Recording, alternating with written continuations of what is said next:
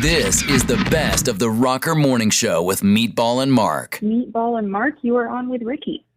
Hey, Rickey, how are you? Meatball and Mark. You got it, man. Sounds like a new Subway sandwich. You know, I do need another endorsement on my plate. I feel like that might be our next call after you. You know what I think I might do? I might drive up to Subway today and ask them, do they have the new Meatball and Mark sandwich? They are going to look at you in a way that nobody has ever looked at Rickey Medlocke. But that's what I'm after. I'm after that. And you know what? That's great publicity for us, man. Yeah, no joke. I'm going to tell them that I heard it from two guys on the radio station in Allegan, Michigan, that they had a new sandwich called Meatball and Mark. Hey, you know what? Feel free to blame it on us. Yes, you know? absolutely. We will 100% take the blame for that. No, I want to see the look because they'll think I'm nuts and call somebody that gives a shit. You know what I mean? Oh, man. You're going to have to record that so we can see the reaction. Yeah. Yes. Oh, my gosh. I mean, they're going to be like, bring the straight jacket out. We've got a good one. You know? Oh, my gosh. Dude, anyway, how are you guys? Good, man. Doing great. Thanks so much for hanging out with us today. We really appreciate it, dude. Oh, you got it, man. No problem. Hey, man, we're looking forward to the show, the Allegan County Fair. How long has it been since you were in Michigan? Let's see. Well, it hadn't been that long ago. Yeah. I think it's been, last year we were there. We were in Michigan, and, we always make a stop. Look, some people know it, but maybe a lot of people don't know it. Maybe they were too high when I said it or whatever. But, I lived in Ann Arbor, Michigan off and on for like 13 years. Nice. Really? Yeah. And one day I woke up and had too much frozen tundra ice in my ears, and I said, I'm out of here. Well, don't, you know what I mean? Yeah. Don't tell that to me, because I just moved here a few months ago. Like, I'm wanting to stay. I need good reasons to stay. Well, dude, listen. My thoughts and prayers go out to you. It really does. I'll just go buy a really heavy coat. Right. Oh, it's going. Yeah, and you better buy some heavy underwear too, bro. Done. I'm telling you. Done. I got that done. Well, hey, Rickey Medlocke talking with us here from Blackfoot and Lynyrd Skynyrd. Yeah, man. So, we talking about, your life, your personal life a little bit, your Native American heritage, you're Right. Lakota Sioux and Cherokee. Tell us about being, when you were inducted into the Native American Hall of Fame in 2008. Like, how much did that mean to you? Oh, man, I got to tell you, it was kind of interesting because I stepped up to the podium to accept the award from, as a matter of fact, the two guys that inducted me was very heavy duty. One guy was named Lance White, who was the great-great-grand nephew of Chief Crazy Horse. Oh, wow. Wow. And the other guy was the great-great-grandson of Geronimo. His name was Houston Geronimo. Oh, my God. Man, And, they did the induction. And the first thing I stepped up and said, I said, you know what? This is better than any Rock and Roll Hall of Fame induction I can think of. Oh, man. But I got to tell you, man, I've always been proud of what I am. And, and that even goes on the other side, too, because my mother, biological mother, Native, that's where the Cherokee Creek side comes from, but she's also Scottish and English. Gotcha. Okay. So, I come from all the worst drinkers in the world. You know what I mean? So, give me a bottle of tequila and I'll show you some table dancing. Yeah. I think you meant to say you came from all the best drinkers. That's the... Well, it could be, depending on the mood of the day. You know what I mean? Fair enough. But the deal is, I've always been very proud of that. I've been outspoken about Native, issues, even more so today. Exactly. And so, you know what, man, I'm glad to see, but I am happy to see that there's a lot of Native American shows, actors, actresses that are doing more work and getting the attention like they should be, rather in the day of like John Wayne, you know what I mean? Oh, yeah. portrayed all Indians as bad guys. And, you know, I have a great T-shirt, man, that I wear, that this buddy of mine that owns a company. I got a great T-shirt that says, that's got a quote from the actual Declaration of Independence. Yeah. Okay. And it's got savages on there, you know. And the deal is, everybody, when I wear this shirt, all of a sudden they'll look at it, and it'll say at the bottom, you know, savages on it. And it'll say Declaration of Independence. They'll go, no, it doesn't say that in the Declaration of Independence. I go, I beg your pardon. Yeah. Read the whole Declaration. Yeah, Wow. exactly. You know, the quote is merciless Indian savages. Wow. And it actually says that in the Declaration. All right? So I love to Wow. draw the attention to all of it. Right. All the tattoos I got on my body is all native, or all native induced, native influenced, the whole bit. You know what I mean? Yeah. So I'm never quiet about it. I'm never silent about what I think is right, what I think is wrong. Yeah. You know, we're going through some interesting times in this country. You know what I mean? Yeah. And but I'm always outspoken about native stuff, and I always will be. That's good. awesome. No, that's super important. You know, a good friend of mine made a documentary that I've been talking about, because not only because I'm in it, but because I love what it says, and it's called Rumble: Indians That Rock the World. Yeah. And Okay. it tells you about natives that actually were musicians in the very, you know, the late 50s, early 60s. Right. And it follows a timeline right up through in the 80s and 90s. And I'll tell you something, man, it's a very, very interesting documentary. It's gotten quite a few awards, and I think it's up for an Emmy Award now. And everybody should check it out. It's called Rumble: Indians That Rock the World. Cool. Well, man, you've had a hell of a career so far. I mean, not only in Blackfoot, but obviously in Lynyrd Skynyrd. You spent a short time in the band in the 70s. How did they discover you and ask you to join the band? Well, here's the deal. You know, back in Jacksonville, we all played in clubs together, the same clubs, in different bands. Like back then, Lynyrd Skynyrd was known as the 1%. Okay. And, you know, I played in different bands, and we would be around those guys a lot. I got to know them through my, you know, years of being, you know, in clubs and playing and things of the sort. Sure. Yeah. Sure. My grandfather, Shorty, who had bands all the time. He was a professional touring guy for a while, and then, he had a band, and they played local gigs in Jacksonville. So my grandparents, they knew Ronnie and Johnny's parents, the Van Zants, Lacey and sister. And so there was kind of there was already a mutual thing there that we knew one another. Well, when I was in, a version of Blackfoot starting in 69 and 70, we were living up in New Jersey, and I kind of come to a crossroads of where I was just kind of dissatisfied in my situation. Okay. And I made a phone call. Happened to make a phone call to Alan Collins. Told him what I was dissatisfied, and he passed me on to Ronnie. Okay. And Ronnie at the time said, Bob Burns is leaving us. Do you still play drums? And I said, yeah, I still know how to play drums. And so to make a long story short, I sold off some amps up in New Jersey, kept my guitars. They sent me a plane ticket. I went down to Jacksonville, and the day I arrived that night, we were working up the material that would become the Muscle Shoals sessions. Wow. Lynyrd Skynyrd's first and last album.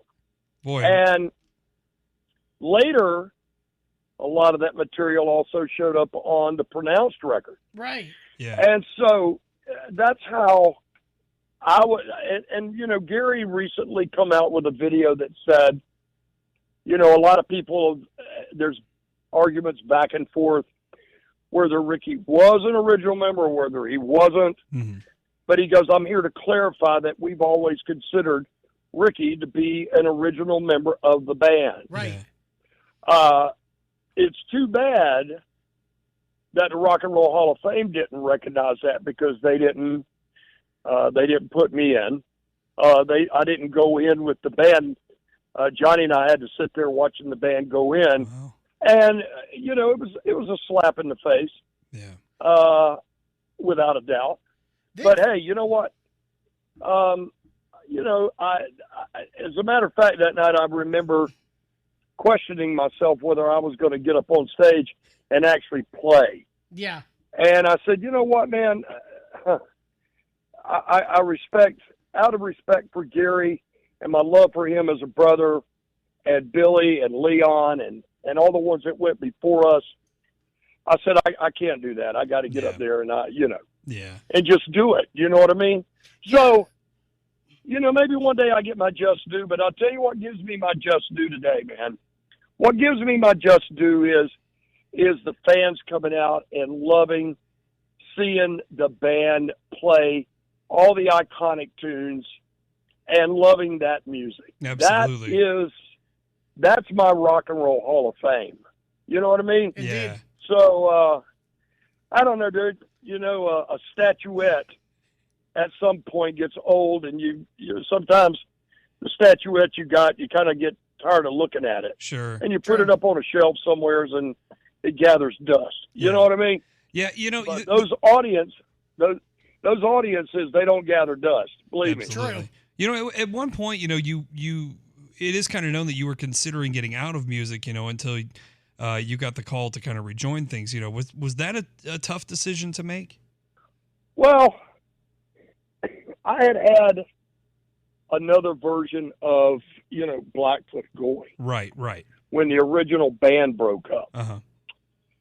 And I had fine musicians with me, and we were doing a lot of work.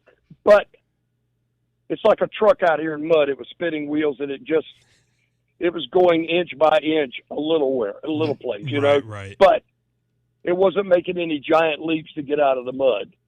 And I had been doing, believe it or not, guys,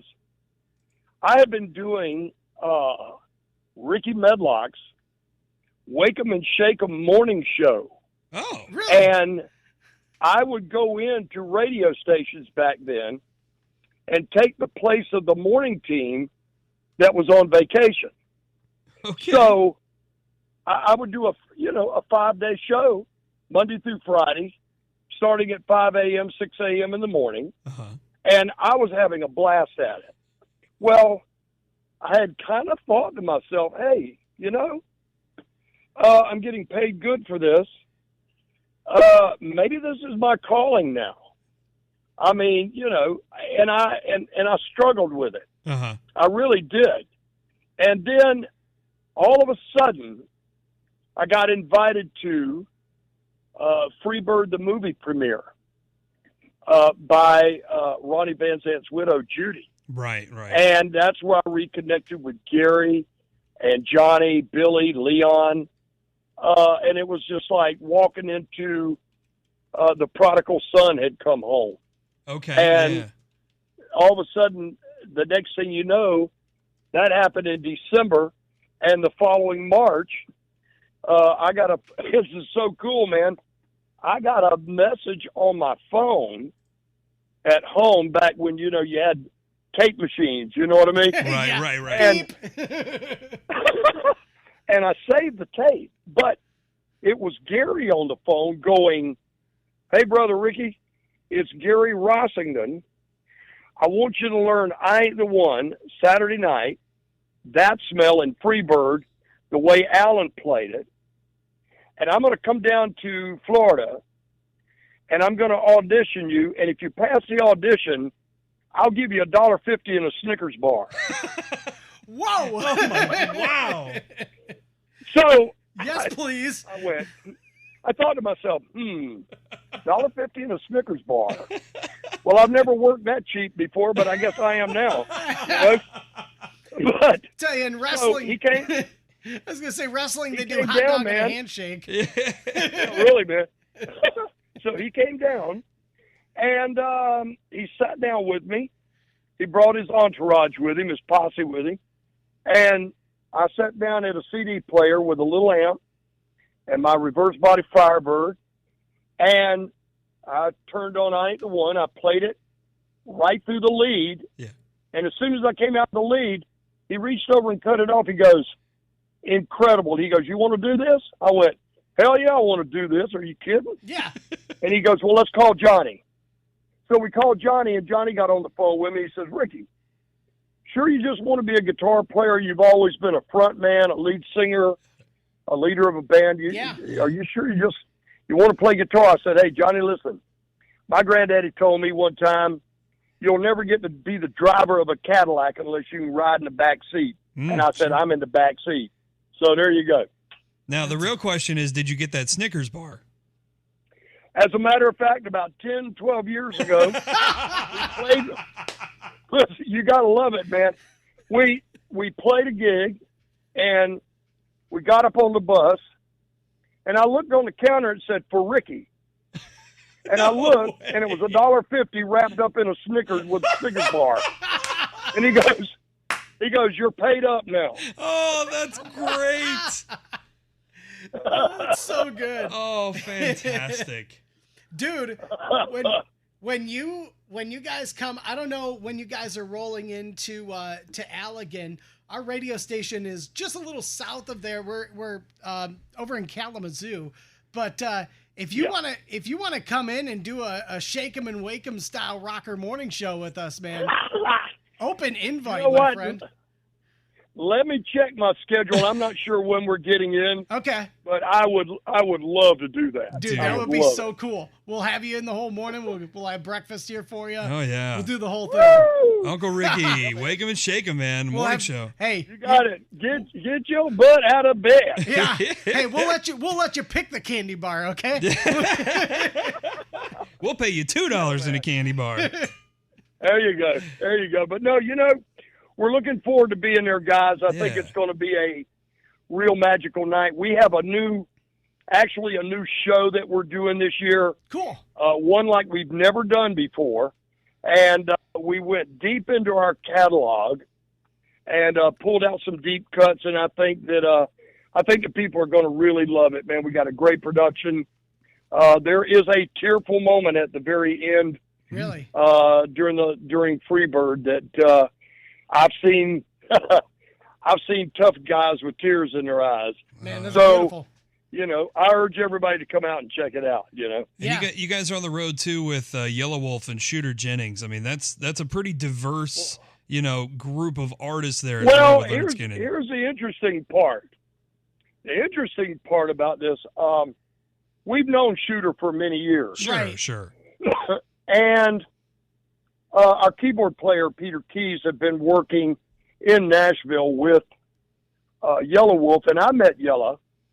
And Yella proposed an interesting concept to me he said, Rickey, I would love to do a version with you and I together of Train. Oh, that's phenomenal.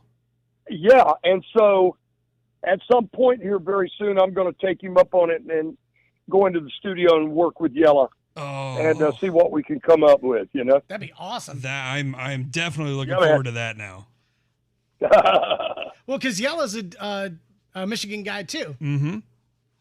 Well, you know what, man? He's got I got to tell you, man, he's a very, very interesting and unique artist. By the means of that, the way he developed his style, he told me how he developed his style because he was always into what they call chicken picking on a guitar. Yeah. And he developed his style due to chicken picking. It's amazing. Oh, that's great. So he is a cool guy.